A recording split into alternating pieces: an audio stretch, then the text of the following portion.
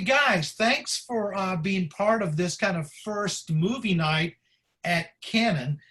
What we're doing with this, of course, is we name you the movie, let you know a week or so out. You watch the film at your convenience on whatever streaming platform or DVD that you have. And then on these Friday nights, we'll get together for 30, 45 minutes, really just to talk about the film. But I want to use the films as a way to think about the spiritual issues that are kind of woven into the characters, into the plot, because the reality is every film has a spiritual, theological reflection woven somewhere within it. Some are explicit, some you have to tease out. But movies are the stories of people living their lives and trying to figure things out, as we all are doing. And so they're wonderful mediums to go to just to kind of ask the question, theological questions. Well, how are they facing this, or what's going on with this? So I wanted to start with this film tonight because I've used it a fair amount of times before, and I really like it. And it's got so many themes that are just right there in front of you. That kind of, from the very first scene in the film, it's just kind of shouting at you. And it's kind of like, do you get this? Do you see what's going on here? So we're going to just talk about it in general. But you know the main plot, so we won't even try to tell that. We all know who the plot is.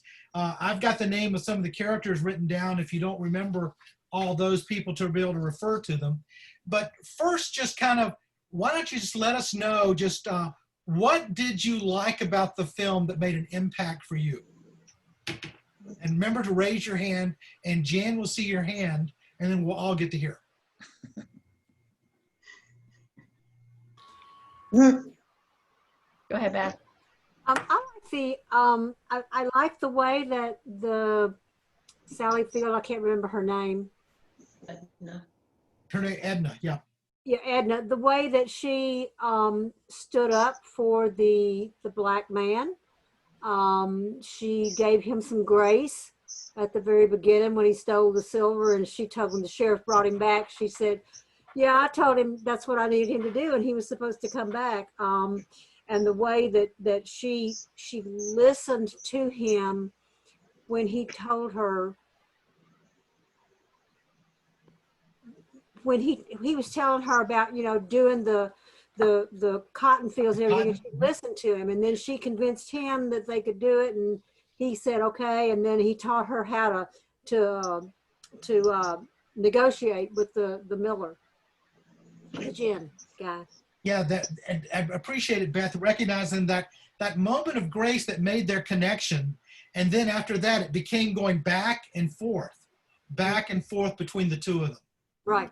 Yeah, which says something about what grace does sometimes in relationships.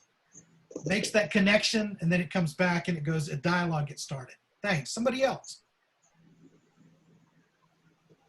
I always enjoy movies where characters are put in difficult circumstances, sometimes extraordinary circumstances, and you get to watch them evolve, and different characters will change in different ways, and in this one some characters just didn't change at all, and that's real life. Some people just are not willing or able to change, but I really loved watching the way Sally Field's character Edna changed. That's a really good statement in terms of how the characters move through the film. Some change significantly and are different at the end than when you first met them. Mm-hmm. Others are really somewhat the same as they were and haven't changed. Like, who would you say was a couple characters?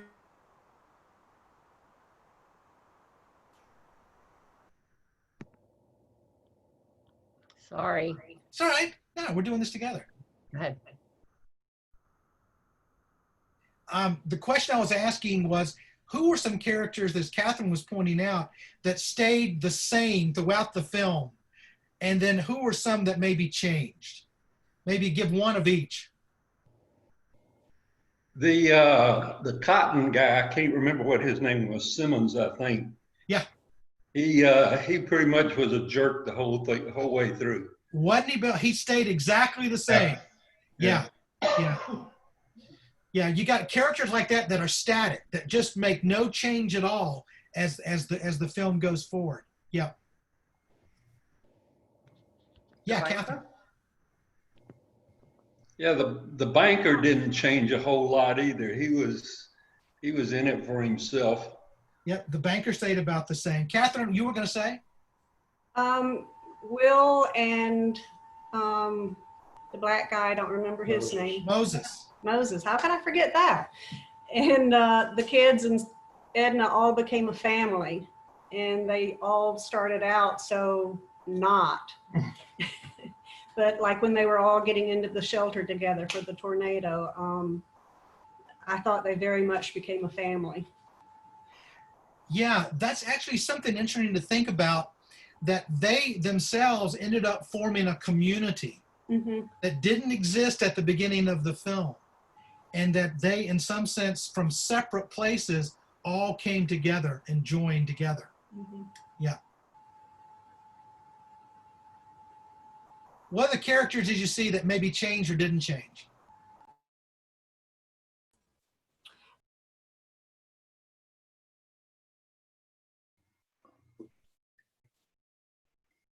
One for me, I've seen this, of course, a number of times, but one for me I realized struck me, really didn't change that much in a lot of ways. Do you remember Viola, the one that Wayne was having the affair with? They're having this affair. She cuts it off because it's just too painful. But at the end of the film, she's driving off with Buddy, who doesn't know anything that's happened, and she's driving off to a place and leaving behind everything else. The changes are happening right there, where the storm had happened in so many ways, emotional and physical, and she leaves it and goes away. So you wonder whether her character is going to change at all from what she experienced. The life of the rain changed and changed and changed. Jan, you're muted. The blind brother that came in, you know, he told Edna at first, he says, I don't want to be here any more than you want me here. Yeah. But then in the end, he was very much ingrained in, like you said, Skip, in the family. Absolutely. And they were ingrained in him because they had set up a clothesline or a rope so that he could walk out into the yard. Wasn't that nice? Yeah. And the banker, I thought the banker was sort of sleazy, because at first he comes in and he says, you've got to sell your farm because you can't pay. That's right. And then That's he right. comes to her and he says, oh, you need to take him. It would be so wonderful, you know, and it might go a long way in, He would pay rent. he would pay rent. And That's then, right. then when she went to the bank to get his help again, he said, nope. So I thought he was sort of sleazy. He did a good sleaze. He was a good sleazy character. He certainly was. Yeah. Yes. I don't know if it was intentional with the name of Moses, but after the husband was killed and the wife was completely lost, she was in a dark area, didn't know which way to turn, where to go, this, that, and other. And all of a sudden, this fellow named Moses shows up at her doorstep. She says, go away. He comes back and he's chopping wood the next morning. And she offered up meals to him and what have you. And then from there, you know, it turns out that he was very instrumental in getting the cotton planted, getting the cotton picked, getting the cotton sold. And then, of course, due to some problems there at the end with KKK, he had to leave town. But I don't know if it was intentional, if his name was Moses, to lead her out of the troubled land. Well, I would say, Bob, that when watching films, one thing just to assume, just to play with the idea, everything was intentional. Everything about the film in terms of how they pull it together, the choices of names, the choices of how they film scenes, it's all to create a particular kind of feeling or a mood. So I'm glad you picked up on his name. And of course, the blind guy's name is Will, an act of will, to be able to kind of be involved intentionally in what was happening with the family. There was a question that I asked everybody to think about, which was early in the film, right after Edna's husband, the sheriff, is killed. She's sitting on that kind of, I think, porch swing with her sister, Margaret, and she looks at her sister and she says, what's going to happen to us? And there's a pause, and then she says it again, what's going to happen to us? And the whole film is really a commentary on what's going to happen to us and the choices that you make in life and how they lead you. What did you think? What did you notice about the church or the hymns that are used?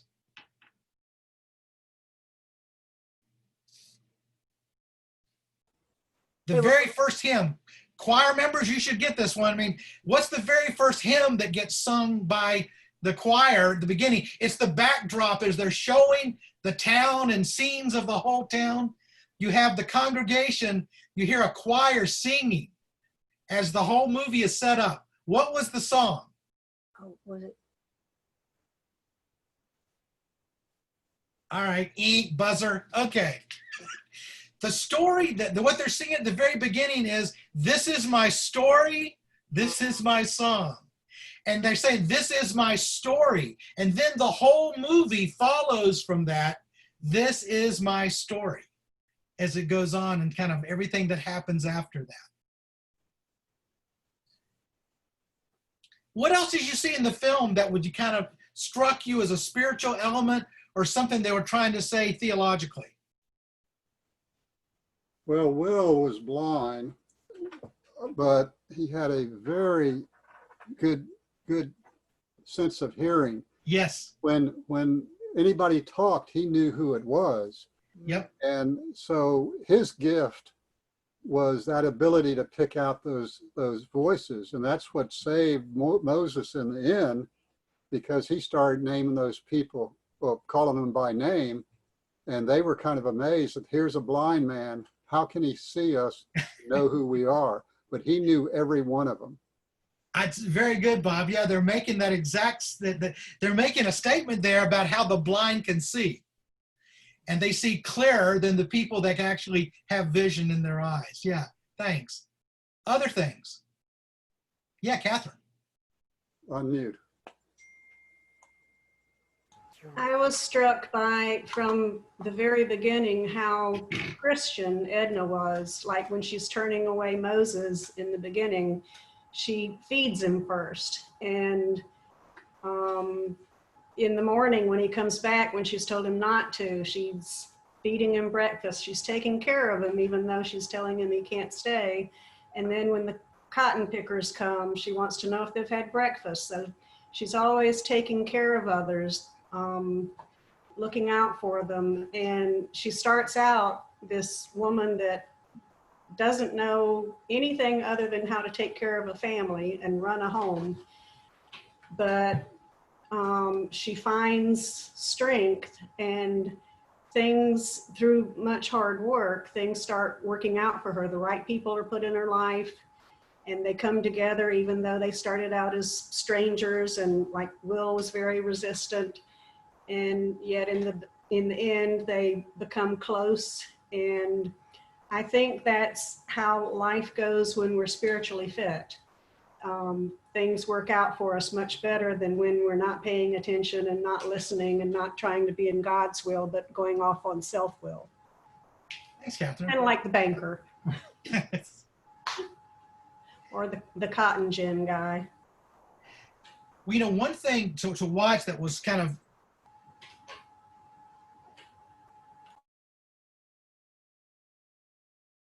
there we go. Am I back? Okay.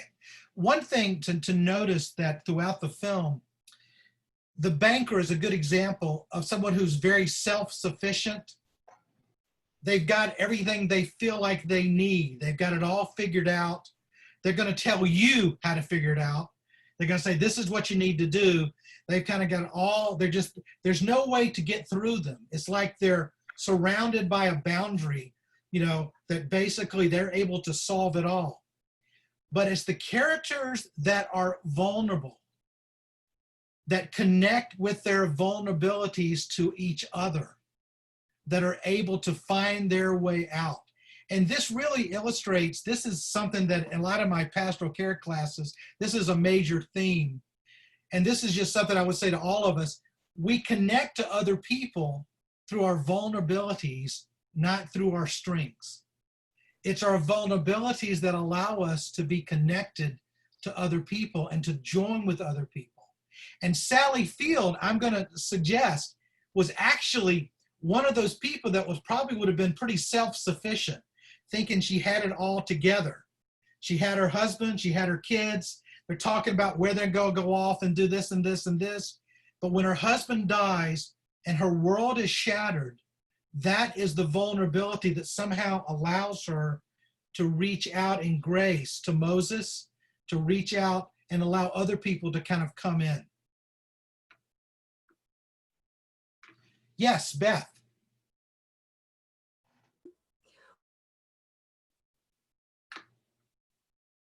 She unmuted me. What I didn't like about the banker was he was very, very condescending to Edna when she came in to write the check, and he treated her like a simpleton. And I was, you know, I guess I shouldn't. I was surprised that she didn't know how to write a check, but then looking back during that time, the man usually took care of everything. Right. And it's like, you don't need to know how to do this, I'll take care of it. But I thought he was very condescending to Yep. her, and thought he could talk her out of writing the check. It made me, I didn't like the way he treated her. Bill. Yeah, she, at the beginning there when she was sitting on the swing about what's going to happen to us, she even said, I don't even know what his salary was, talking about her husband. So Right. she knew nothing about the finances. Yeah. Yeah. And I guess that was pretty much the way back in the mid-30s it probably was. Right. Right. Yes. Yeah. Bob. We experienced that, Bill, when Uncle Bill and Aunt Joe, when Uncle Bill passed away, Aunt Joe just looked at us and said, I have no idea where my money's at or anything. Bill took care of all that. In fact, Bill told Beth and Janet, the cousin, you know, you have no business doing any of this. You know, he always came to myself, or I guess Andy too. But one of the things I was going to mention is Edna, Sally Fields, when the husband was killed, she had to take on the role of not only the wife, but the husband. And that was evident when Frank got in trouble at school and she found out about it. And she said, well, you know, that's not my responsibility to discipline him. But now that the husband's gone, I have to discipline him. But what struck me was Frank knew exactly what was coming, went over to the kitchen table, leaned up against it, took his licks, walked out, not saying a word, not crying, nothing. And, you know, he knew he did wrong and he knew what the consequences were. Yeah. And wasn't that dear how Possum, the little girl, reached over and took Will's hand and just held his hand? Oh, yeah. Yeah, Clara.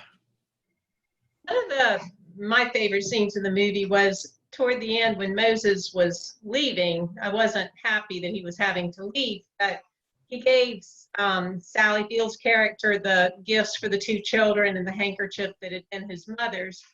But then she turned to him and she said, you took a mediocre field and people that did not know what they were doing, and you brought in a whole load of cotton. Yes. And he said, yes, I guess I did do that. But when he left, she gave him something that, you know, would build up his esteem and give him credit for what he had been able to do. Absolutely. Yeah. And the very fact that it's set in 1935 and she's saying this to a black man, Right. that is huge. That is huge. Yeah. No, I don't want to talk. I'm just. Hey, Doug, are you? Go ahead. Doug, is that a hand? I think they're saying hello to Carol, which just Okay. joined us, which is going by the name of Michael. well, you know, have more power that way. Okay. And you mentioned the scene where our possum took Will's hand, and I noticed throughout the movie there were a lot of scenes where the camera focused on hands, like when they're all picking cotton, and Edna's hands were all scratched and bleeding, and they showed a lot of different hands. And then the couple where the man was cheating, and the end, the wife took his hand, and there just seemed to be a lot of that. Very good, Doug. Excellent. Yeah. Yeah. Hands were so important, in terms of the connections to other people, either connection that was there or that wasn't there. Yeah, that's very, very good. One of the things that you probably noticed too, especially at the scenes when the young black man was lynched by the white community because of what had happened, as if that was the proper response. It showed the funerals of both the sheriff and the gentleman that killed him. And you get shots of both communities going about caring for their loved ones.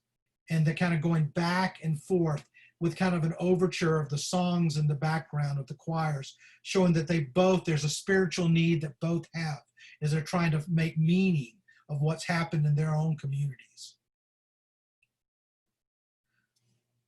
What other scenes did you like? What else kind of just stood out for you?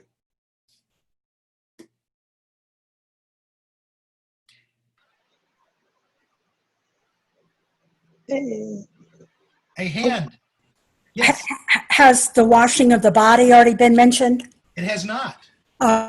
After Sally Field's husband died, they brought him, and as was usual, they laid him on the dining table or wherever people ate, and they washed the body. And not that he should be compared by Jesus, but the loss of him. Well, let me back up a little bit. They did wash his body and wrap him in linens, and so there were the two women doing that. And when Jesus was gone, that was sort of the ultimate question. What am I going to do now? Yes, yes, yes.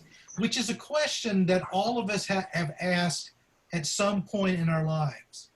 We've all had these situations in which something has died, something has gone away. And we literally look and we just go, what's going to happen to us now? What's going to happen? A parallel to that was also, you remember the recording from the blind that Will had, the record, and then the kid scratched it? Then there's that wonderful scene when they take it out into the field. It's like he's standing there like he's really, isn't this great? And he's playing it for everybody to listen to. Those words that were said, and we heard them several times, between what matters and what seems to matter, how should the world we know judge wisely? I'll say that again. Between what matters and what seems to matter, how should the world we know judge wisely? The film is also offering a commentary about that, about what truly matters in the world and how you decide that. What would you say were some things they decided mattered? Bill. Unmute, Bill. Family. Family, absolutely. Bill What took else? mine. I said family, but he got there first. I win. Yeah. Church mattered. I'm sorry? Church. They went to church at the start of it, and maybe I'm jumping too far ahead because the last scene was back in church, and that was kind of, I don't know, that was confusing to me. Well, I think it's supposed to be confusing. If it's the first time you've seen the film, you're watching the last scene and you're going, what? Huh? What? Yeah, and let's just talk a minute about that final scene. What's happened in the final scene? Bill? Well, that was the first time I would watch the film, was last night. We watched it last night. And yeah, the last scene, and when they were doing the communion and going up and down the rows, and then all of a sudden we saw Danny Glover's person, Moses, and then Will, and then the family, and then you see the husband and the little black kid who killed the sheriff, and you go, what's going on? So, yeah. So I'd like somebody to explain that to me. You know, Catherine, what do you think? there was a series on a few years ago called Lost. And at Yes. the end, they all came together and they walked out the door. And I guess from purgatory to heaven, but because the name of the guy was Christian Shepherd, shepherding the Christians. But I guess that was saying at the time of everybody's death, we're all together again. Catherine? My theory is if they had all worshiped together in church all along and treated each other as equal Christians, none of these things would have happened. Well, I don't know about the kid not getting drunk and doing something stupid, because Christianity doesn't cure alcoholism necessarily, but there wouldn't have been the lynchings. There wouldn't have been the not letting Moses help Edna with the negotiating and so forth. They would have treated them more as equals theoretically if they had all just been brothers in Christ. Carol? I was thinking, and it was the second time I'd seen it, but the first time that I'd noticed the characters that were there that shouldn't have been. But I thought about what they were doing. They were receiving communion, and they were receiving communion like I was brought up, where you serve the person next to you. Yes. But when we receive communion, we're, the grace of God is imparted to us.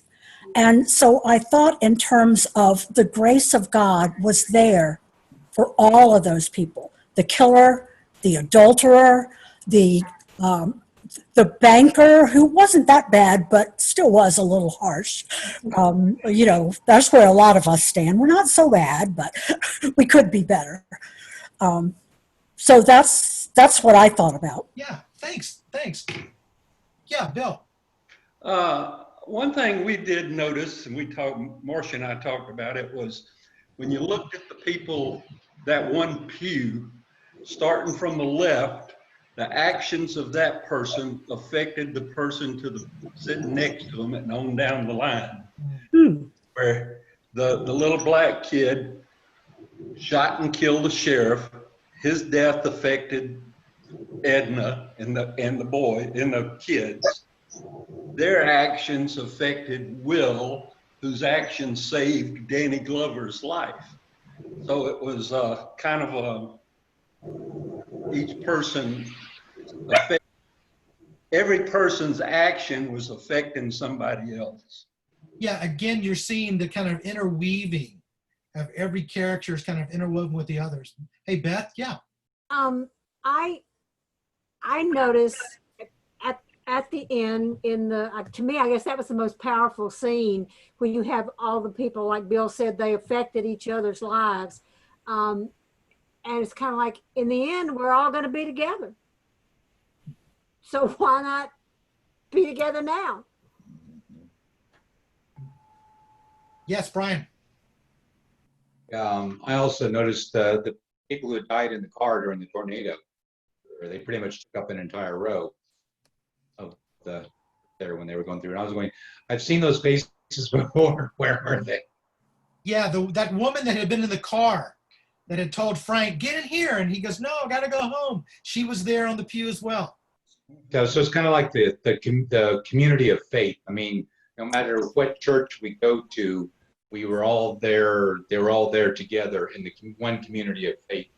And yeah, I've heard it described as like a redemptive fellowship, which in a sense is a goal for the church to become that. and it becomes, in some sense, you see it in the midst of this communion and this kind of scene that could not have happened, but yet that's an aspiration or a goal of the church, is to get to that point.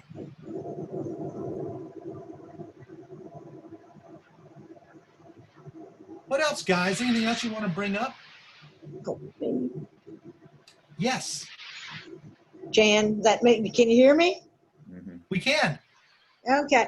I thought at the first of the movie when he goes with Wiley, apparently maybe this has happened before, but I didn't get the impression that Wiley was down there and intended to kill the sheriff. Yeah, I think you're correct. It was completely an accident, and they knew each other. They just kind of, he's like he's picked him up before for these things, and he's just goofing off, and he thinks the gun, remember, it hit on an empty chamber. So he thought it was empty, and he was just spinning around and pulled it. That's a good right. But yet he wasn't. I mean, it was a horrible, tragic ending to it, but just because, I guess because he was a black kid and he was drunk and killed the sheriff, that's it. There was nothing, justice, I guess, or justice system that, trial or anything. That's right. That's right. Yeah. Yeah. Bob, that's your hand? Yeah. Well, what was interesting is all the men in the truck dragging the body behind the truck and sort of like, hey, we got to go over to Edna's house and show her we've taken care of this. Yeah. They weren't contented doing that and just leaving it, but they went over there kind of like, oh, look, she's going to be so happy to see that we did all this. And yet Right. the first thing was get out of here right now. Right. Yes.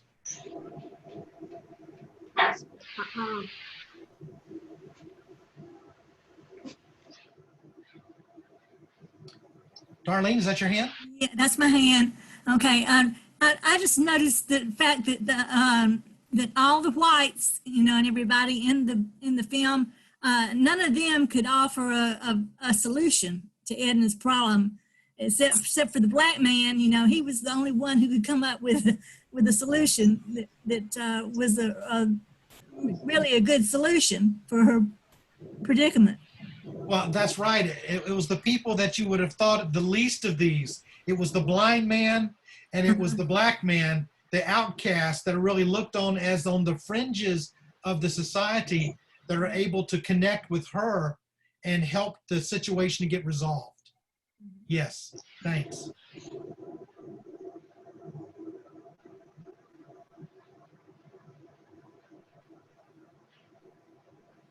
One of the things I thought was kind of sad in the movie was that Moses had gotten all excited when Edna talked about she had made a little extra money and she could buy a tractor, and Moses said, I always wanted a tractor. Yeah. He had to leave. He never got to drive the tractor. Yeah, that was really sad. A reminder that we live with brokenness, that it's all still there, that we can escape it at times and come together and rise above it, but the brokenness has a way of extending itself still back into our lives. Bob? Also, Edna, when she got the payment, she shared her good fortune with others. I think she gave an amount to Moses. I'm not sure if she gave an extra amount to the people that came and helped pick the cotton, but she was not like, oh, this is all mine. She shared it. Yeah, it's one of those experiences, I think, that people who have been through vulnerability and understand that is who we are as human beings, then they live that part out. And it lives out, and it impacts every part of their relationships with the world, which is one of those things that the church seeks to teach, that understanding of who we are as broken people. And we look at others and realize they're broken too. And can I share what I have with these others over here that are also broken?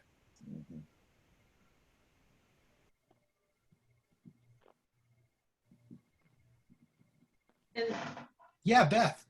I thought that, who was it? Someone just said about the somebody said that Edna shared what she made. That was me that said that. Oh, okay.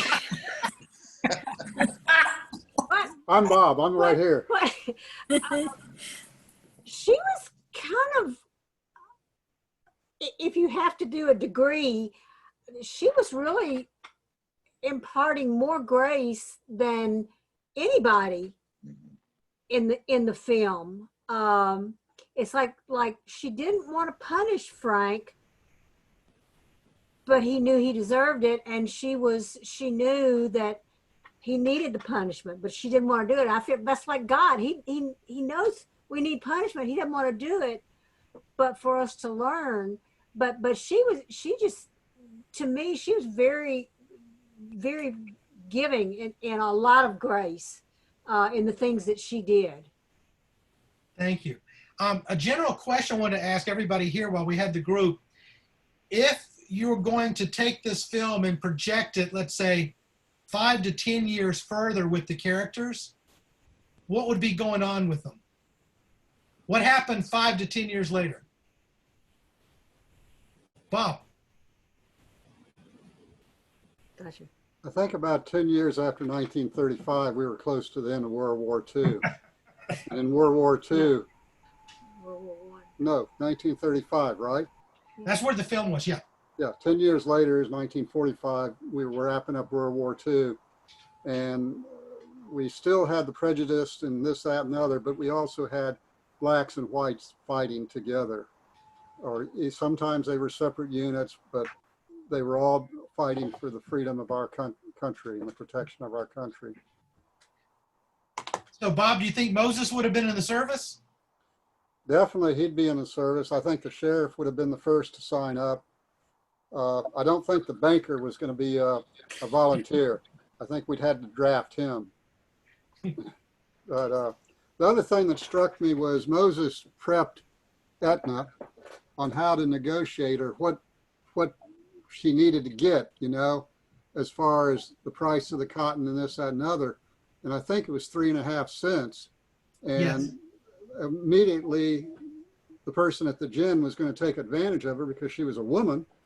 And hey, you'll get 1/3 of the seeds. And she said, no, I get half the seeds and the good seeds. And then she negotiated them up to 3.75 cents as a final. And so when she walked out, you know, Moses saying, hey, what? And he just looked at her like, hey, lady, you know how to do this now. Yeah, and you know, Bob, she had really kind of broken away from him a bit. She was becoming her own person. Right. She didn't need to be told what to do. She now could do it herself. Carol. Bob knows I do this all the time. I have to disagree with you, Bob, about blacks. About blacks and whites sort of starting to get along. Because if you look at the Jim Crow laws, you look at I can't remember how recently it was that someone was lynched. You look still at the animosity towards the people that are protesting last week and this week and saying, well, all lives matter, not just Black lives matter. When we've even, usually when something happens, we support that group. Not everybody. So it's no different from us supporting gay marriage or us supporting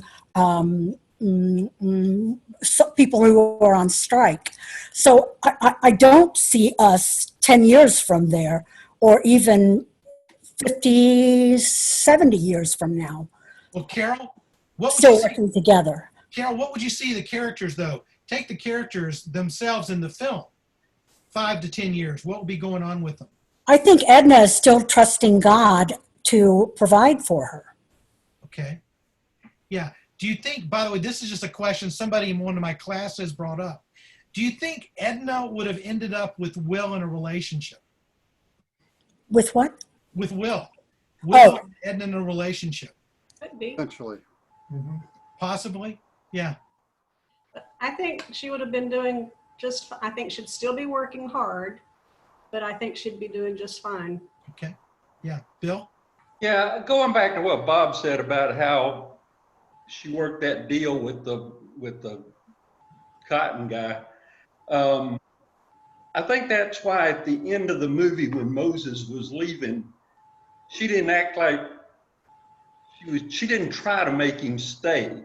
because she knew she could do it. She didn't, yeah, she would like for him to, but she knew he couldn't, and she knew she would be all right. Yeah, her character had learned something about herself that Yeah. she knew she could handle this. Yeah, Bob. First of all, Carol tends to disagree with everything I say, and I think she's very brilliant. But she's wrong. Blaming on that. But if you were flying a B-17 bomb raids over Germany, there was an outfit that was all black, the Red Tails, All black. Tuskegee Airmen. Airmen. And Not side by I'll tell you side. what, if you were flying a B-17 and you looked out there and saw them on your wingtip, you'd appreciate it. Those Oh, guys were good. Okay, hey guys, So- we'll make that one of our. We'll make a future movie, all right, about race relationships in World War II. Stay right now with. there are already several of them. Stay right now with Waxahachie in 1935 Texas. I think coming out of World War II, a lot of whites saw a lot of value in blacks. that A lot did. Before. I agree there. You're agreeing with me? No, I just said agree there. Carol, is your hand raised? Yes. Real quickly, what did y'all think about the gifts that Moses gave to Edna? That he had gifts for her when he left. Very thoughtful. Nothing? No. He was very appreciative of the opportunity to work there and to become a member of their family. And he gave some very close family gifts, such as the handkerchief of his mother to Etna. So he was shown a lot of appreciation for the grace that she offered to him. But he didn't know he was leaving I think while he made those gifts. I think she knew that he had to leave because of the incident with Will and him and I think there was 5 guys dressed in robes. Yeah, but the doll took more than. Well, something that was said by the group earlier was this sense of there's a sense of community that gets formed by these main characters. And even at the end, what Moses says, he says, I guess I got more attached to this place than I meant to, than I thought I would. And realizes there's something about those vulnerabilities and being together that has allowed them to create something very special that had not existed at the beginning of the movie. Early in the movie, they're just separate folk in the world. At the end, they are a family in a sense that's been connected by. One last thing, I'm not going to keep you guys long tonight. Just wanted to have this discussion while out. But the last thing I wanted to ask you, do you remember what the last words of the film were?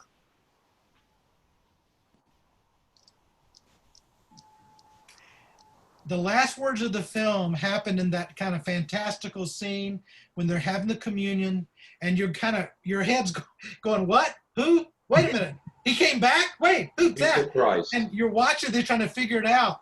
And then it goes to Wiley, the young man who had killed the sheriff, and he has the elements in his hand, and he turns to the sheriff and he says, the peace of God. Yeah. Oh, wow. And that's the last words that are spoken in the film, in a sense that's what we seek to achieve and to have as community, be able to realize that with each other in our brokenness, our vulnerabilities, to understand the peace of God that we all can share. Anything else you guys want to say about the film? Jan, you got anything you want to say? You just kind of been our moderator observer. And Terry, he's just been watching. Jan wouldn't unmute me.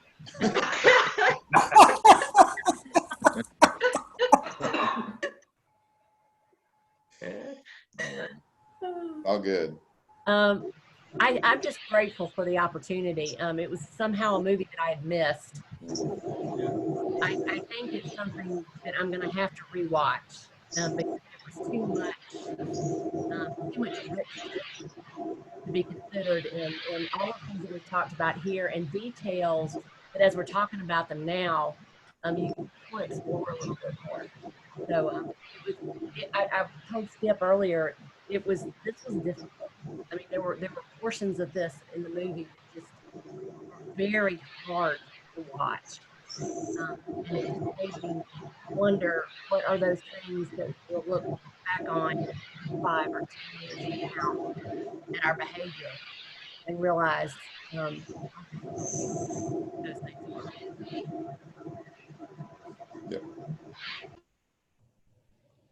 Well, guys, thanks for this first one, just being here and just sitting in. And thanks for the comments and just by watching the film. Jan said something pretty significant, that if you go back and watch the film again at some point, you're going to suddenly see things you go, oh yeah, of course. Because woven throughout the whole film are these kind of themes about, what am I going to do? What is the best way to live in this world and to be who I need to be? And so the themes are just woven, and the characters' interaction reinforces that. And the reinforcement is about vulnerability, being open to the Spirit, being open to be connected with other people. And I love Doug's comment about the hands, about reaching out and taking the hands of other people as well. So guys, thank you. We're going to do this again if there's an interest in, it's 2 more weeks, right, Jan? Yes, on the 26th. On the 26th. I may get feedback from you guys, but right now it will be the same format, 7 o'clock on a Friday night. And the film that we're going to be talking about is what Tom Hanks' recent film, It's a Beautiful Day in the Neighborhood. Okay. So if you haven't seen that, terrific film, and we'll come together to talk about that one. Beautiful Day in the Neighborhood in 2 weeks. Hope to see you here. If you enjoyed it, invite other people. If you didn't enjoy it, don't tell them. Just tell other people to come. And we'll see you next time we see you. All right? Thank you, Skip. You're so welcome, guys.